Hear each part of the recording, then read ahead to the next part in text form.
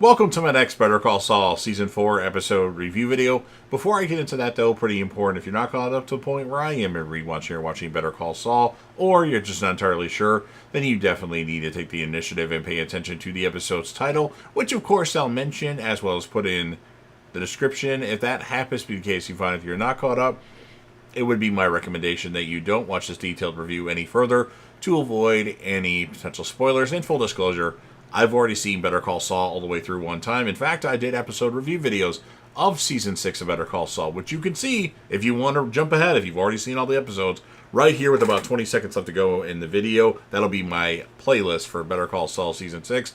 It's one of my favorite shows of all time, that along with Breaking Bad. If you want to catch any Breaking Bad episode review videos, rankings of Breaking Bad, you can click right here with about 20 seconds left to go in the video. That's my Breaking Bad playlist. But both shows, again, are some of my favorite shows of all time. Both most likely are in the top 10. Vince Gilligan, in my opinion, with these two shows, can do no wrong. But I want to take my time and do detailed reviews to let things resonate. So join me on the journey and let's discuss this awesome and amazing show. With all that said, this will be Better Call Saul, Season 4, Episode 8. The title of this episode is called Coushatta. And this will be my review reaction recap after just finishing watching the episode. Kim sees Jimmy off as he travels by bus to Huell's hometown of Coushatta, Louisiana. Throughout the journey, Jimmy writes on postcards with different pens and in different styles of handwriting. He also recruits other writers into writing their own messages, paying them a few dollars for each letter. When he arrives in Coushatta, Jimmy gets off the bus and steps into the local post office. After dispensing with the enveloped messages, Jimmy waits out front for a bus going back home. Nacho performs Hector's role of observing cash collections. Crazy 8 counts money from a bling-wearing drug dealer who has come up short. Crazy 8 initially allows the dealer to leave, but Nacho summons the dealer over to his table. Nacho tears out one of his dealer's earrings and warns him that what you owe with interest.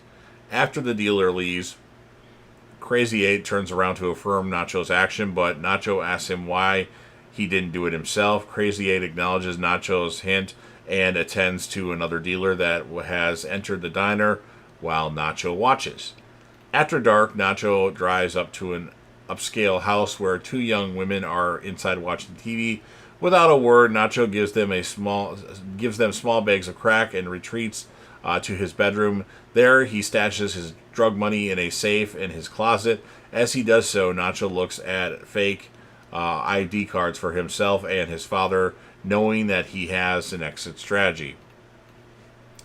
Mike and Warner take their workers to a local strip club where they are entertained by dancers, particularly Kai. Observing Warner sitting alone, Mike takes him to a more traditional bar for a drink. Warner tells Mike that his father was also an engineer who devoted 10 years of his life to building the Sydney Opera House. When a third patron asks for a drink that Warner politely corrects his pronunciation. I'm not even going to try to pronounce it. Warner states that he misses his wife and asks Mike what his father was like, leading the two men to reflect on their families and making a toast to home. Nick shows up to summon Mike, leaving Warner behind at the bar. Outside the strip club, Mike finds Nick and Arthur confronting a belligerent Kai who has been thrown out for making unwanted advances towards one of the dancers. The owner threatens to call the police, but Mike bribes him in exchange for allowing Kai to return home and sleep it off. Kai reacts angrily but stands down when Mike challenges him. Mike returns to the bar to find Warner socializing with the patrons from earlier, drunkenly giving details about the secret excavation beneath the laundromat. Concerned, Mike collects Warner and drives away, and he also takes the coasters that he was drawing on. At her apartment, Kim is reviewing Huell's assault case when Jimmy tells her that he is going to the day spa and nail to set up things. There, Mrs. Wynn finds Jimmy in his back room office writing on stickers that he puts on the back of drop phones on his desk.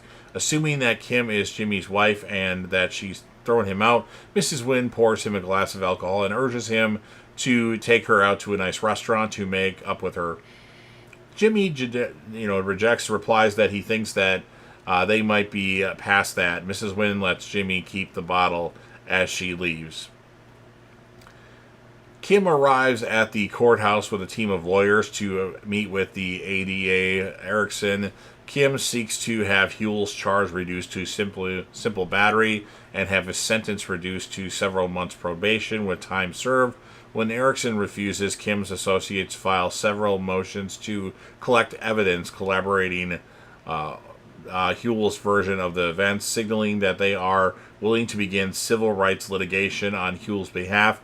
Speaking in private with Kim, Erickson states that she is unimpressed with Kim's shock and awe tactics and insists Huell is still going to prison. At the warehouse, as Warner and his crew are about to board the truck for the drive to the lab, Mike confronts Warner with a diagram he drew for the bar patron on the back of the coaster. Warner intentionally claims that he did not divulge any about the explanation, but under Mike's watchful glare, concedes that he did have too much to drink. He tries to dismiss the possible concern that the people he was talking to will remember, but Mike counters with a lone German in Albuquerque talking about an illegal large-scale dig leaves a long impression. Mike warns Warner to consider how Gus has gone to great lengths to keep the excavation secret and won't be forgiving to his precautions being ignored. Realizing what he is saying, Warner apologizes and gives his word that nothing like this will ever happen again. Kim and Erickson are summoned to Judge Mussinger's chambers, where the letters from Jimmy's bus trip have flooded the judge's desk, demanding Huell's release. Kim denies playing any role in the letter-writing campaign.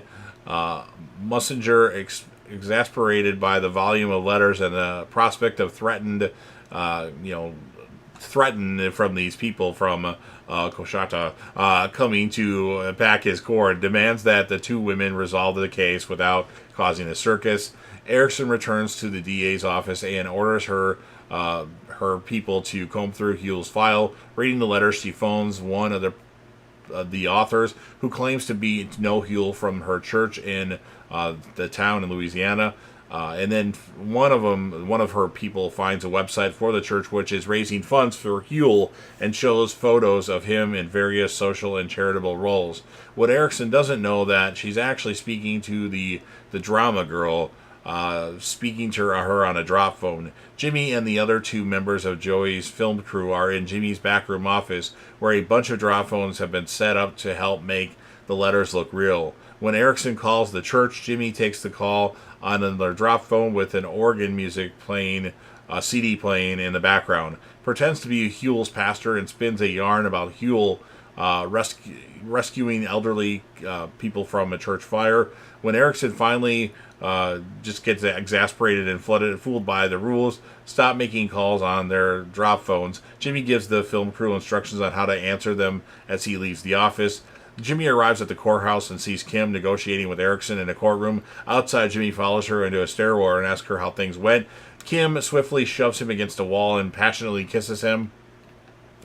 The next morning, Jimmy and Kim are in the bed together after a long night of sex, with Jimmy giving her an impersonation of his pastor character. Kim tells Jimmy that his scheme with the phones was genius, but Jimmy credits her with devising the whole plan in the first place. It is revealed that they have forced Erickson to agree to Huell serving 4 months probation with time served. Jimmy tells Kim that he plans to spend the day looking at another office space near the courthouse. That day at Schweikert and Coakley, a board, Kim meets with Paige, Kevin, and one of Kim's associates. Kevin, noting that Mesa Verde's branch gets more foot traffic because of the building's eye-catching design, wants to use a similar design for their planned branch in Lubbock, Texas. However, Kim agrees with Paige that a proposed redesign is not feasible, given that it would require starting the months-long approval process over again. Kevin accepts their opinion, changing the topic to proposed branch in Wyoming, bringing up Yellowstone as he does so. After the meeting, Kim sits in her office and retrieves her Zafiro tequila bottle cap, a souvenir from her first con with Jimmy, from the desk drawer, and wistfully clutches it. Mike gives Gus a progress report on the excavation, briefing him on the delays caused by Casper's accident with the skid steer. He also informs Gus that the crew have uncovered one particularly large rock that's obstructing their planned elevator shaft, and the size is enough that they will have no choice but to blast it, which will inevitably mean more time.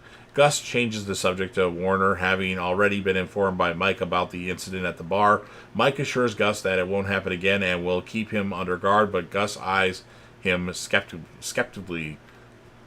Jimmy is looking at a potential office space when Kim appears outside and knocks on the door. Outside, Kim tells Jimmy that she has been driving around thinking about things. Jimmy assumes that Kim is angry about the crimes that they committed to keep Huel out of jail, which would have ruined them and Rich's firm if they were discovered, and assures her that they are done with undertaking similar schemes. Surprisingly, Kim tells him that she wants to do it again. And then upon driving to the place, the restaurant place, Nacho finds Crazy 8 on its odor sitting silently and nervously near the door.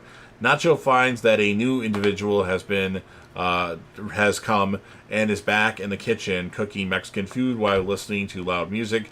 The man introduces himself as Eduardo Lalo Salamanca, who has been sent to help Nacho run the Salamanca family drugs business. After offering Nacho food, Lalo walks to the front of the restaurant and sits next to Crazy 8, waiting to take collections. And that's what ends this episode of Better Call Saul. So interesting stuff in this episode.